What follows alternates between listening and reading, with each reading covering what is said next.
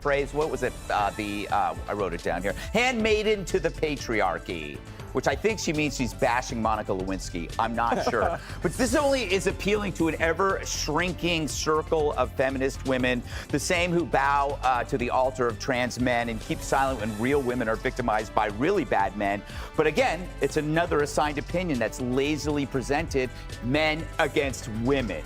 Whether it's race or gender, as long as you pit one group against the other, they won't look up at you. And this is how the Democrat Party survives, is they want everybody to fight each other over their specific group. What happens when a queen of political plot twist collides with the king of late-night chaos? Grab your popcorn, because Greg Gutfeld just took Hillary Clinton's carefully polished image and turned it into a demolition derby. Imagine mixing a debate stage with a comedy roast and then throwing in a blender full of sarcasm. That's exactly what went down. And the results are so outrageous, you won't believe Hillary's reaction. Buckle up. This meltdown is one for the history books. Oh, we're going to ride through the show with it. Hillary Clinton has never understood a Republican woman like me, and she's clearly not trying to change that pattern of behavior whatsoever. She doubles down on this, talking about the patriarchy and not bending the knee, and the nuclear family, and how that's such an antithetical. Hillary Clinton has always carried herself like the world's most polished political veteran. Decades in Washington, endless titles, a resume longer than a CVS receipt. She practically glows with that untouchable aura that says, I've been through the mud and I came out cleaner than you. But then comes Greg Gutfeld, who doesn't buy into political perfumes. He sees the mud, points at it, and makes sure everyone else laughs at it too. And in this clash, Hillary's well-crafted seriousness meets the sarcastic wrecking ball of late-night mockery. She thinks it's virtuous to have the entire third world in Latin America break through the border right before their water breaks and then have a baby at an American hospital without health insurance and then just raise the kid in a hotel room in Midtown while we pay for it? Absolutely not. We want more babies. Everybody wants more babies, because if you don't have them, it's basic arithmetic, Katie. You go bankrupt first and then the civilization collapses. And all the policies the lefts are pushing is contributing to the decline of civilization. Enjoying this video? Please make sure to subscribe to the channel and hit the bell icon, because that's the thing about Hillary. Her entire persona has always been about control.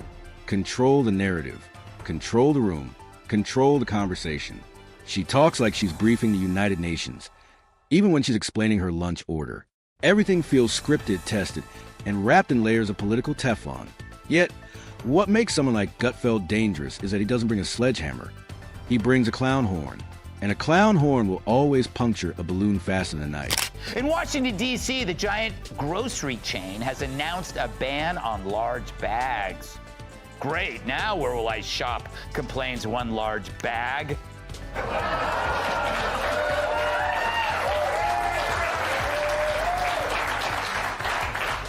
The trigger moment was almost too perfect.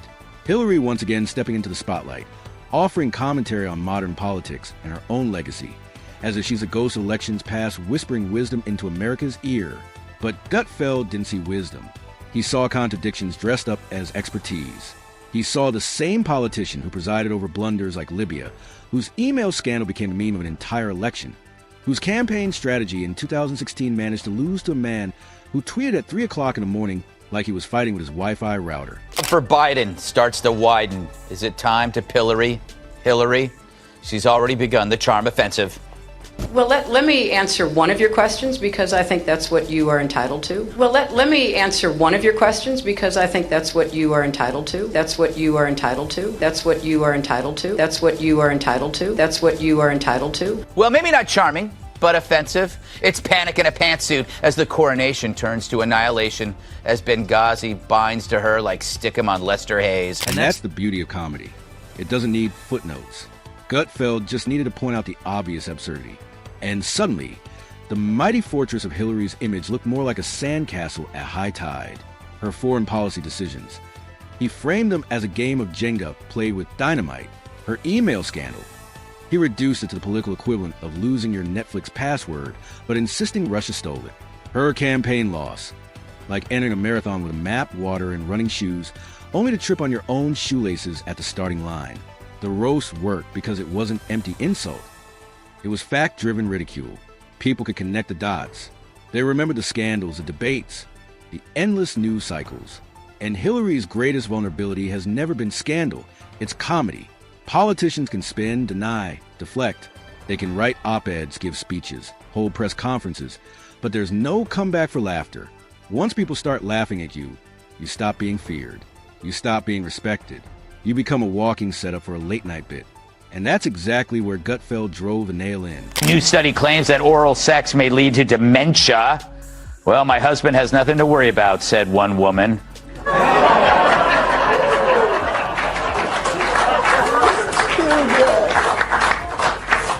It's a hell of a trade-off. Yeah. Imagine spending decades curating your image as a sharp, serious, seasoned political mind, only to have it unraveled by jokes about email servers and failed campaigns. That's the kind of destruction no investigation or opponent could pull off. Comedy doesn't just sting, it lingers. It repeats itself in memes and TikToks and everyday conversations. Suddenly, people don't see the Iron Lady of politics. They see the punchline, and the timing couldn't be worse. Hillary has been working overtime to maintain relevance, sprinkling her commentary into every election cycle like seasoning nobody asked for.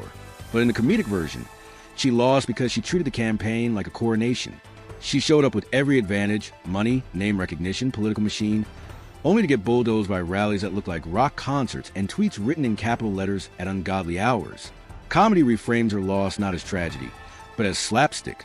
And once you see it that way, you can't unsee it. And, they're going to try to ignore him for as long as they can because they're deathly afraid of him. And they're going to do to him what they did to me in the Democratic primary of 2020, which is pretend you don't exist. And then if people start noticing you, then they will try to smear and cancel and destroy him at all costs. I remember what Hillary did to you. Exactly. Yeah, and she's still standing. Baseless smears that repeated over and over and over again by the propaganda media until people actually start to believe it, and it starts causing some real damage. But on the bright side, Hillary didn't kill you.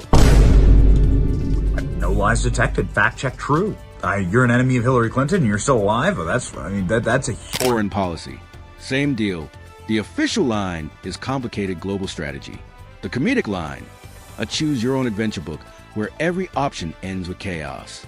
The Libya intervention, framed as oops, we knocked over a domino, and now the whole table's on fire.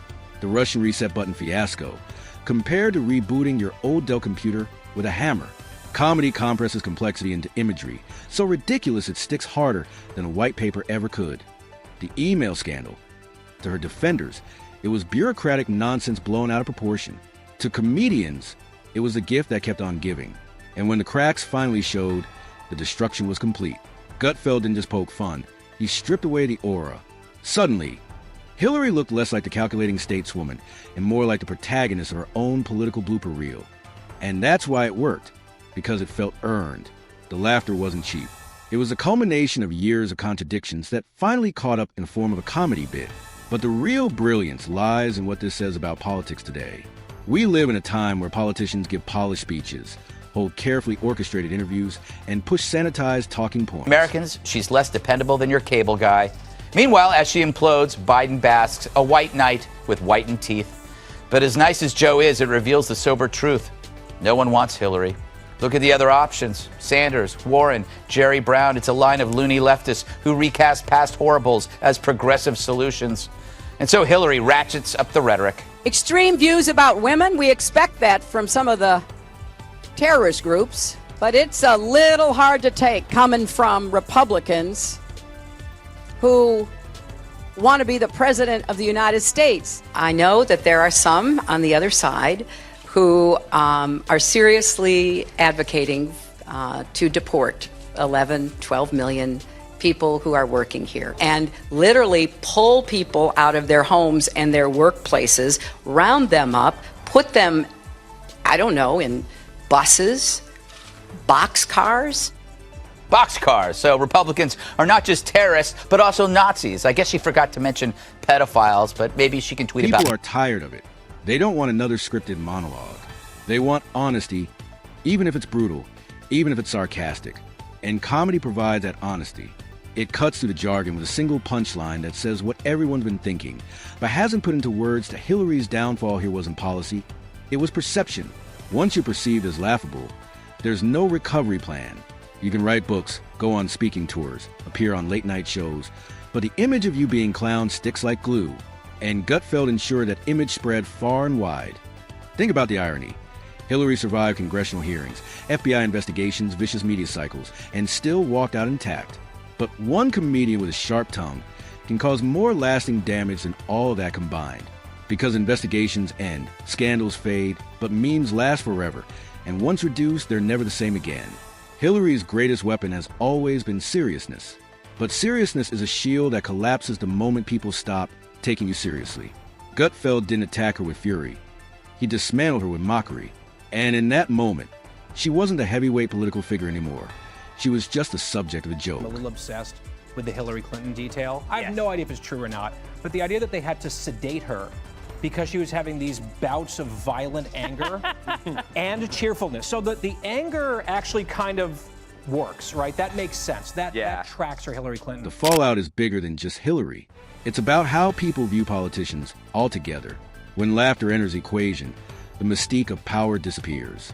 Politicians stop being larger-than-life figures and start being characters in a never-ending comedy show. And the audience prefers a comedy version because it's honest, digestible, and entertaining. The lesson is brutal but simple. You can survive scandal, but you can't survive becoming a meme. And Hillary's legacy, carefully built over decades, risks being remembered less for her accomplishments and more for being the politician who got roasted into irrelevance by a late-night comic. Because in the end, comedy leaves a permanent scar. You can polish speeches, rewrite history, spin narratives, but you can't erase the punchline. And Hillary, for all her power, couldn't escape being laughed at. That's the real destruction. The strangest part of Hillary's downfall through comedy is how easily preventable it was. If she had leaned into the jokes, laughed at herself, maybe even poked fun at her own scandals, she could have softened the edges. But instead, she treated every wisecrack like it was subpoena. You could practically see the glare sharpen the moment a punchline landed. And that reaction only fueled more material. Because comedians thrive when their target refuses to play along. Nothing says, roast me again, like acting too serious to laugh. Political equivalent of marginal royalty from a forgotten European country. Smugly entitled, but no one cares. Her crimes. 1, she mistook the cause of terror, blaming Benghazi on a video, seeking a scapegoat instead of assuming responsibility. 2, she treated classified info the way her husband treats women, casually disposable. In this age when there's no monopoly on mayhem, we need careful, not careless. 3, she put personal privacy before public security. The way Bill used the Secret Service, she used the Secret Server, both to create a wall between prying eyes. So, no surprise, in a new poll, when Americans are asked what word best describes her, they scream liar, followed by dishonest, then untrustworthy. It's almost poetic. Hillary spent her career building armor made of seriousness, but that armor turned out to be a comedy magnet. Think about it. She wanted to be respected, feared, admired. Instead, she became the politician most easily mocked with a single exaggerated eye roll. You don't need research papers or think tank panels to take her down. All you need is a smirk and a sarcastic line about servers, scandals, or that infamous loss. And when Gutfeld turned the spotlight on her, it was like flipping over a stone in the backyard. All the little contradictions and ironies came crawling out. It's why people listened. Not because Gutfeld had some groundbreaking dossier on her, but because he wrapped her contradictions in laughter. And laughter spreads like wildfire.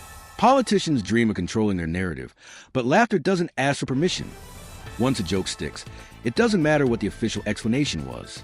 Nobody remembers the footnotes. They remember the punchline. And if you think about it, Hillary is the perfect foil for someone like Gutfeld. She's polished, precise, and perpetually rehearsed. He's chaotic, sarcastic, and thrives on dismantling the polished facade. Half of registered voters said any Republican would be better than President Biden, prompting one woman to legally change her name to NE Republican. That's what makes this takedown so fascinating, because it wasn't just about Hillary. It was about exposing the larger game politicians play. Every talking point, every media appearance, every attempt to stay relevant is drenched in strategy.